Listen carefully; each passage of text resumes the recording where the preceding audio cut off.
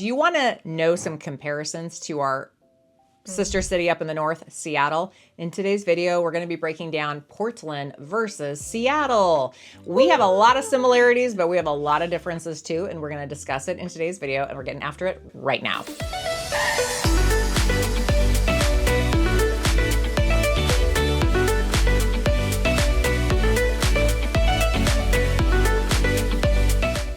All right, if this is your first time to the channel and you want to know everything there is to know about living in the greater Portland metro area, then make sure you click the subscribe button, tap the notification bell, do a little dance, and you will be the first to know about everything happening in our market. I am Ann Stewart. This is Erica Hagfors. We're your go-to gals at the Portland Life YouTube channel. We love that you guys are a part of our community. We love the reach outs even more. So if you're making the move to Portland, call, text, email. We love getting the reach outs, and we would love to help you make a smooth transition to the Portland metro area.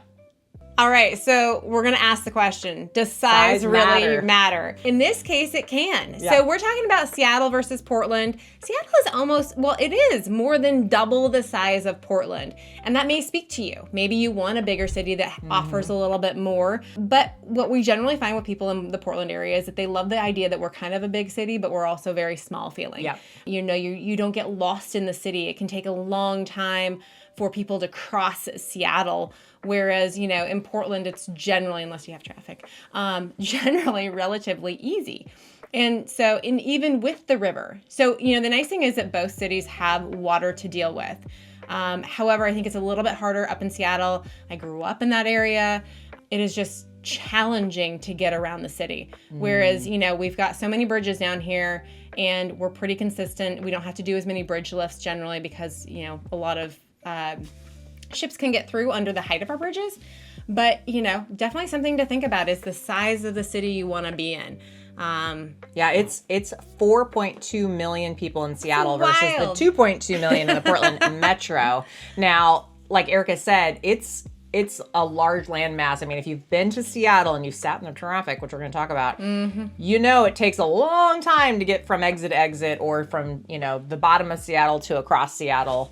And then you throw traffic in the mix. But yeah, it's just a bigger, and then you go downtown and it feels like a bigger city. Like Portland doesn't feel so big. No. But Seattle, to me, when I go there, it definitely feels bigger.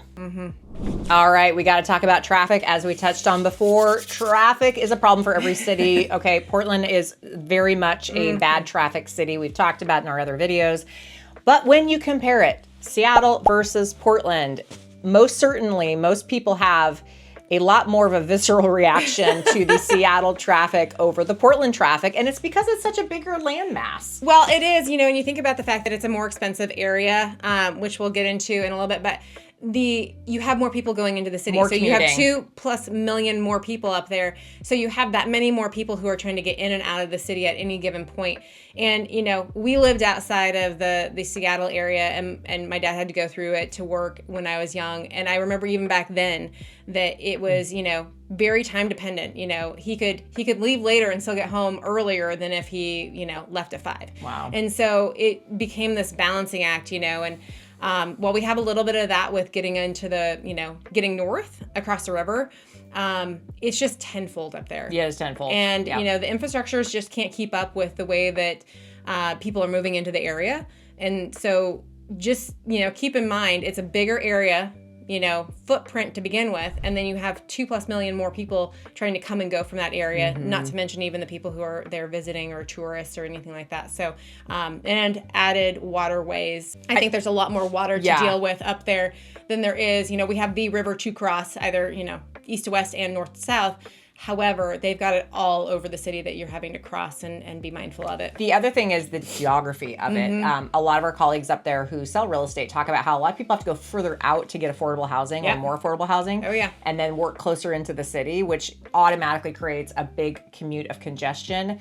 And their traffic, I thought I understood bad traffic living here in Portland. boy, they take the cake. Last time I was up there, actually the last 3 times I was up there, if you don't leave or get to Tacoma area at a certain hour and you're heading into the city, it is like dead stop. It's not even like moving. It's just you're sitting there and waiting. So yeah, you really got to plan accordingly for that. But if you're living there, I mean, it's just a bigger city. And their highways are all like 3-4 lanes wide. I mean, it's not like they're just these 2 lanes each direction. We're talking like 4+ lanes each direction. Big, massive entities, and it's really a struggle because there's just so many people up there. So definitely something to keep in mind if you're not going to be able to live right in the city, but you're going to work there. What's your commute going to look like? How many hours a day are you going to spend or give up of your life sitting in your car or sitting in mass transit to get to your job? Or maybe you get to work from home and then it doesn't matter. I don't know. Okay, the next one we're going to talk about is cost of living. Ooh. So let's start with real estate, what we know. And the average sales price in Portland is right around $550,000, which a lot of people think is a lot. But in Seattle, it's right around $879,000. Wow. And as you get closer into the city, the average sales price is around $1 million easily. So they're about 40% or more higher in their cost of living for houses to buy. Insane. Now, let's kind of break it down as far as like rent, groceries, and restaurants. And doing a little research on that, it sounds like you're paying about 24% higher in rent if you choose to rent. You're probably paying about 7.37% higher in groceries. And just going out to eat, folks, you're going to pay about 16% higher than you will in Portland. So big city, lots of people, prices go up, demand is obviously there. So if you're looking at cost of living, obviously Portland is the big winner here. And actually, we always like to point out, we still are the cheapest West Coast city out there. If you're looking up into Washington, down to California, that is why a lot of people choose to move here. Quality of life and the fact that it is the cheapest West Coast if they're looking to stay West Coast. Yeah, it's just, you have to decide what works best for you. If you have to, if you don't have to be up in a big city or in Seattle, do you really want to spend that much more money to, get the same living? And it's everything up there is expensive. So, you're not just paying it on the housing, you're going to pay it on the food and the eating out and the social scene as well. So keep that in mind as you're making your budgets and trying to figure out what makes the most sense for you. All right, so something else to think about with cost of living is just the day-to-day output. So taxes are always a fun topic. We're giving it its own category. It's so fun. It's good to have its own category. So here we pay state income tax. There they don't, but they do have sales tax. And some of these taxes are relatively high. So I think in in Seattle, it's about 10%. And then certain things like alcohol are even higher. And the type of alcohol will also dictate how high it is. So that is something to think about. I mean, you go in, and we're so used to this here in Portland, where, it says $5.99. Guess what? It's $5.99 when you get to the register. You go there, and there's a significant tax on everything that you purchase. And you're not close like Vancouver, Washington, where you can skip over and buy things tax-free. Yeah, exactly. So you're going to have to kind of balance out, like, does your life dictate, does that make sense for you versus what you're making and what you pay in income tax down here in Oregon for how you live? And, it for some people it does, for some people it doesn't, but it becomes a significant, I was looking at a post the other day where it was showing the taxes on alcohol, and it seemed like between like all of the state and the local and your sales tax on top of that, I mean, this $22 bottle of alcohol was almost double its price. Wow. It's absolutely wild. And I know we're all okay to pay taxes for things that go to good cause, but sometimes our governments aren't the best on, determining what a good cause is. So if you want to be a little bit more mindful of where your dollars are going, that's something to think about. All right, now we're going to talk about the battle of the gloom. Who's got more rain? Yeah, exactly. Who's got more gray skies? Boy, if you get online, it's kind of all over. It's wild. There's no exact, but we're just based on our limited research, it looks like we're arguing over about 1 inch to 1.5 inches of rain either side. Yeah. With Seattle in more, research shows up to be just a hair more rain and gloom. But Seattle tends to be a little bit more even keel. So you're not going to get kind of the extremes. And even when I say extremes, we're being generous there with that term. So it's going to stay a little bit more warmer in the winter, cooler in the summer, but you're going to get a little bit more rain, and you're going to get a lot more gray.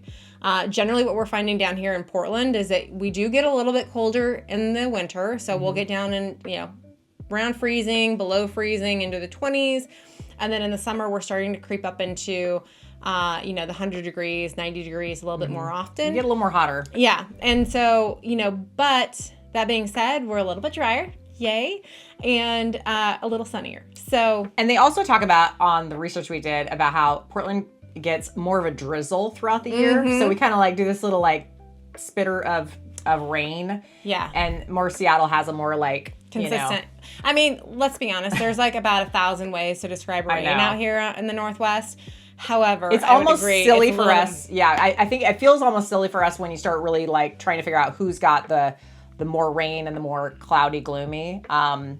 I mean, maybe we've heard, Seattle tends to get a little more gloomy. We've got a few more days of sun, but guess what? We are not as rainy. Like everyone thinks that, the Pacific Northwest is the most rainiest in all the United States. It's not true, actually. It's just we kind of come down in a drizzle more, so it's just spread out. New Orleans gets way more rain than Seattle or Portland. So I just want to point that out because I think we get a lot of blame for the rain when it's just different. Did you say blame it on the rain? Okay, now we're dating ourselves. I think Portland wins that one personally, having lived in both. I'm going to say, if you're okay with a little bit of extreme during the summer and the winter, then definitely go for a little bit drier and sunnier. The last thing we wanted to bring up was we feel like Portland is more casual and Seattle may kind of be a little more posh. I think Seattle outgrew its 90s grunge vibe, and they are definitely more posh. It's very much a bigger city vibe when you're up there.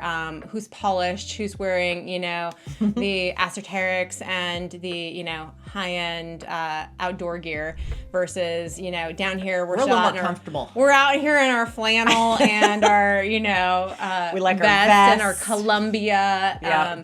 So, in a Duluth Trading Company type stuff. Right. Versus... Well, and it also, when we meet with clients, they're comfortably dressed. They're in their flannels, their vests, whatever. We do that a lot. Like we just, you dress for the weather. It's kind of a joke around here, but so many markets are very like high end. You need to wear a suit. You need to go out. And like nobody's wearing a suit out here to go show properties because it's probably going to be raining or, the grounds are going to be soft and wet. And so what makes sense here is, being comfortable, being able to, shed clothing when you need to, because we do, tend to change our weather dramatically during the day.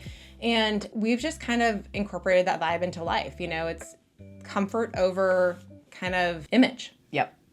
All right. Those were our Seattle versus Portland. I feel like maybe we're a little biased if I'm being honest because, we're in Portland, and I think we kind of compared and contrast, hopefully fairly. If you guys disagree or want to make your comments below. Let us know. You're very vocal. We know this. So put your comments below about whether you think we missed something or whether you disagreed with us or agreed with us. We always like to hear what you guys have to say.